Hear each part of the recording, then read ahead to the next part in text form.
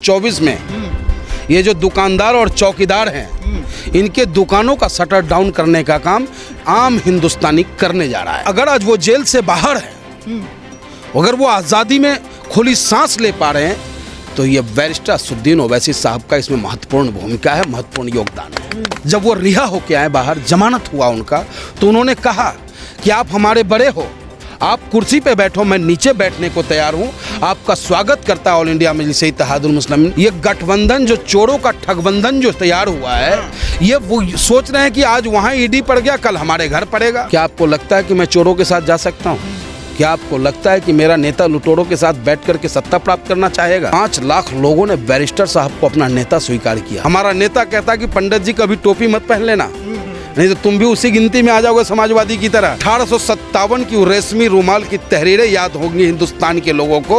हिंदुस्तान के लोगों को मदरसा से जब निकल करके उलेमा फांसी के फंदों पे चूमे थे। आज भी अगर पाकिस्तान को करारा जवाब देने की बात होती है तो वो हमारा नेता देता है। आजम साहब की लड़ाई हम इसलिए लड़ रहे हैं क्योंकि उनकी सोच अच्छी है। हमारे पास आज फोन भी आया, मैंने बताया भी था आपको किसी का, कि पंडित जी आजम साहब आ रहे हैं, जरा आप आ जाओ।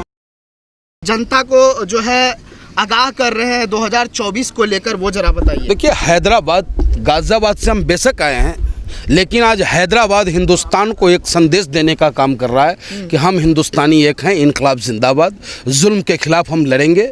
बेजुबानों पे जो जुल्म होता है, कमज़ोरों पे जो जुल्म होता है, उसके खिलाफ ऑल इंडिया मजलिस इत्तेहादुल मुस्लिमीन बिगुल फूंक चुका है हैदराबाद में। और हैदराबाद की आवाज़ गाजियाबाद से चल कर के आज दनकौर में हम लोग वही संदेश देने का काम कर रहे हैं कि हम सभी हिंदुस्तानी एक हैं। हमें एक होकर के अपने देश की भलाई के लिए, हिंदुस्तान की भलाई के लिए मजलिस का साथ देना चाहिए।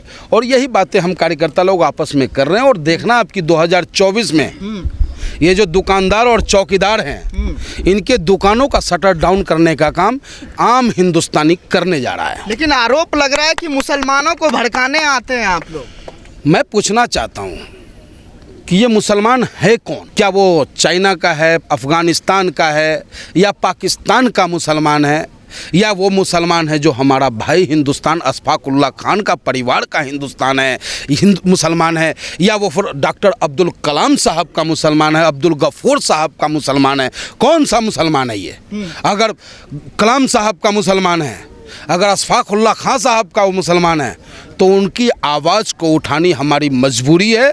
हम उनकी आवाज़ को उठाएंगे, क्योंकि जब तक वो कमज़ोर रहेंगे हम हिंदुस्तानी ताकतवर नहीं हो सकते। लेकिन आप मुसलमानों की बात कर रहे हैं, आजम खान पर 3 दिनों से आईटी रेड चल रही है, सीबीआई रेड हो रहा है, कहाँ कुछ कर रही है आपकी? देखिए, आजम साहब का जितना सम्मान हमारी पार्टी, हमारे पार्टी के नेता ने किया है, चाहे वो बैरिस्टर साहब हो, वो जेल में थे तब, अगर आज वो जेल से बाहर हैं, अगर वो आज़ादी में खुली सांस ले पा रहे हैं, तो ये बैरिस्टर असदुद्दीन ओवैसी साहब का इसमें महत्वपूर्ण भूमिका है, महत्वपूर्ण योगदान है।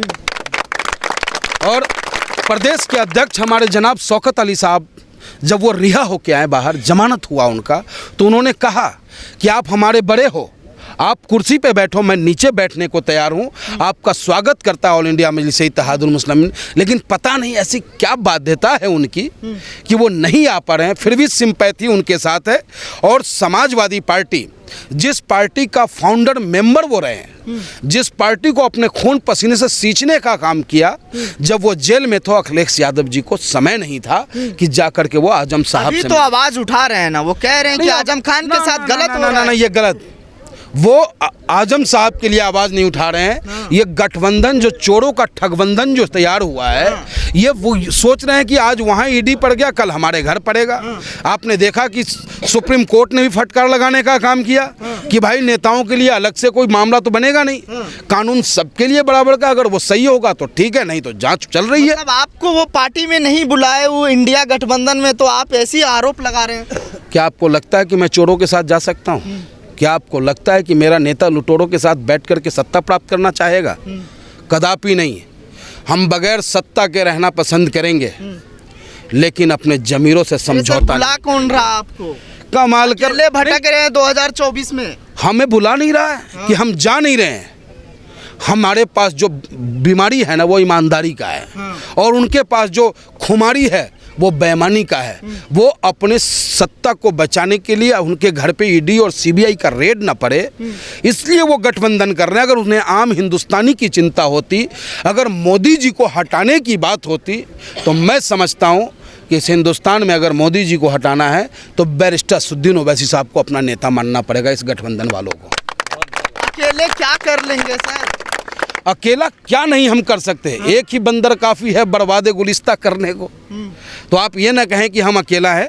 ये जो भीड़ दिख रहा है, हर चेहरे में ओवैसी नजर आएगा आपको, ये सब ओवैसी है, अकेला ना कहें हम।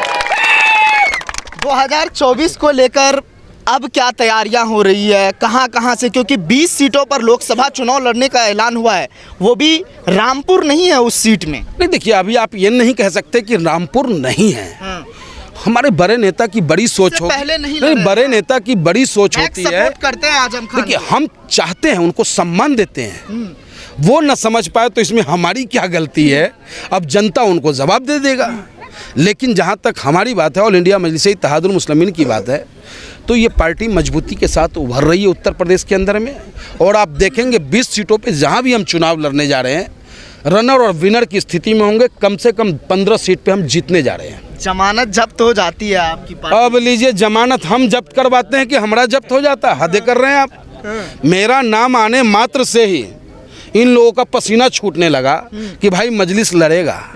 लड़ने का ऐलान मात्र 20 सीटों पे किया है। तो थे 100 सीटों पे, क्या हुआ? क्या हुआ? 5 लाख लोगों ने बैरिस्टर साहब को अपना नेता स्वीकार किया। पहली बार हम लड़े इतनी मजबूती के साथ। ये कम बड़ी बात मान रहे हो आप? क्या हमारे पास पैसा है बेईमानी का? क्या हमारे पास जो भीड़ होती है, क्या हम उसे पैसा दे करके, किराया दे करके बुलाने का काम करते हैं? नहीं। जो हमारे नेता को सुनने आता है, वो आता है जिसके दिल में हिंदुस्तान धड़क। बिरयानी पे आते हैं, आरोप लगता है। बिरयानी खिलाने वाला कोई और है, टोपी पहन के टोपी पहनाने वाले लोग कोई और हैं। हमारा नेता कहता है कि पंडित जी कभी टोपी मत पहन लेना, नहीं तो तुम भी उसी गिनती में आ जाओगे समाजवादी की तरह कि ईद के समय में टोपी पहन ली, सेवई भी खा ली और बाद में उसी पे लट बजवा दिया। तो भैया, जिस धर्म के हम हैं उस धर्म के हम मानेंगे, और हम हिंदुस्तानी हैं, और हम एक दूसरे को गले लगा के चलेंगे, एक दूसरे के दुख दर्द रहेंगे साथ।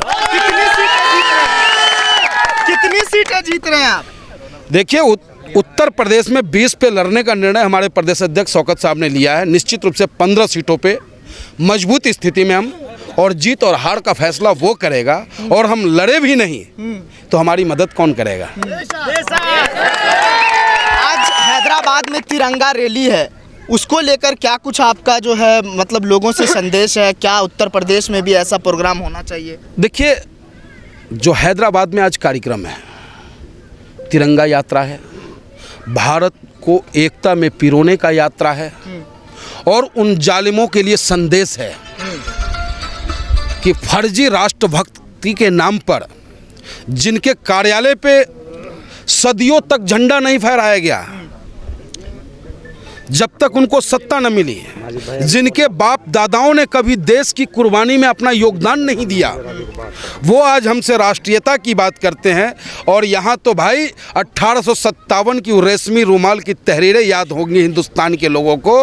हिंदुस्तान के लोगों को मदरसा से जब निकल करके उलेमा फांसी के फंदों पे चूमे थे, जब गुरुकुल से निकल करके चंद्रशेखर आज़ाद जैसे सरीखे पहलवान निकले थे, तब जा करके इस देश को आज़ादी मिली थी। और आज वही संदेश बैरिस्टर असदुद्दीन ओवैसी साहब देना चाहते हैं हिंदुस्तान के लोगों को कि घबराओ मत, मैं हूं ना।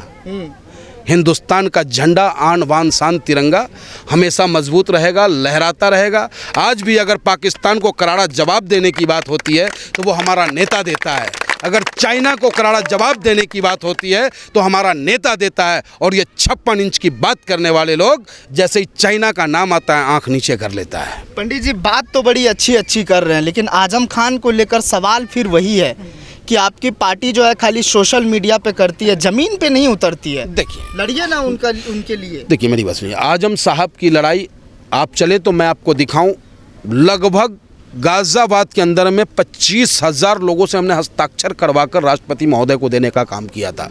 वो कॉपी आज भी मेरे पास उपलब्ध है। तो जहाँ तक लड़ाई लड़ी जा सकती है संवैधानिक रूप से, बैरिस्टर असदुद्दीन ओवैसी साहब और शौकत साहब के नेतृत्व में हम लोग लड़ रहे हैं।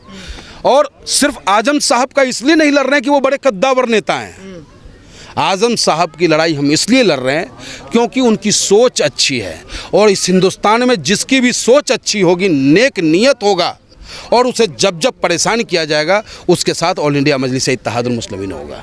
दीजिए ऑफर पार्टी में आने का। देखिए, ऑफर उनका तो स्वागत करते हैं, हाथ जोड़ के, दोनों हाथों से। आज गाजियाबाद में वो आए हुए हैं, हमारे पास आज फ़ोन भी आया, मैंने बताया भी था आपको किसी का कि पंडित जी आज़म साहब आ रहे हैं, ज़रा आप आ जाओ। मैंने कहा भैया मेरा क्या वास्ता, तो नहीं आज़म साहब से तो वास्ता है। मैंने कहा उनका मैं सम्मान करता हूँ, लेकिन जो समाजवादी पूंजीवादी पार्टी बन गई उससे हमारा कोई रिश्ता नहीं। जिसके अंदर, जिसके दिल में गरीबों के लिए दर्द नहीं हो, उस पार्टी के साथ पंडित मनमोहन झा गामा का कोई रिश्ता नहीं हो सकता। अगर कौम की हिलोर परस्ती, अगर उन्हें थोड़ा सा दिल में रहम आता है, चुनाव लड़ाएंगे अपने पार्टी से? बिल्कुल लड़ाएंगे, 100% चुनाव लड़ाया जाएगा। और ये बातें बैरिस्टर साहब ने भी कहा, ये बातें हमारे प्रदेश अध्यक्ष जी ने कहा कि आप आए तो सही, मैं अपनी कुर्सी आपको देने के लिए तैयार हूँ, इससे ज़्यादा आप क्या लोगे। मैं नीचे बैठने को तैयार हूँ। आज़म साहब हमारे सरपरस्ती में आए, हमारे लीडर, हमारे नेता बने, मैं उनको अपना नेता स्वीकार करने को तैयार हूँ।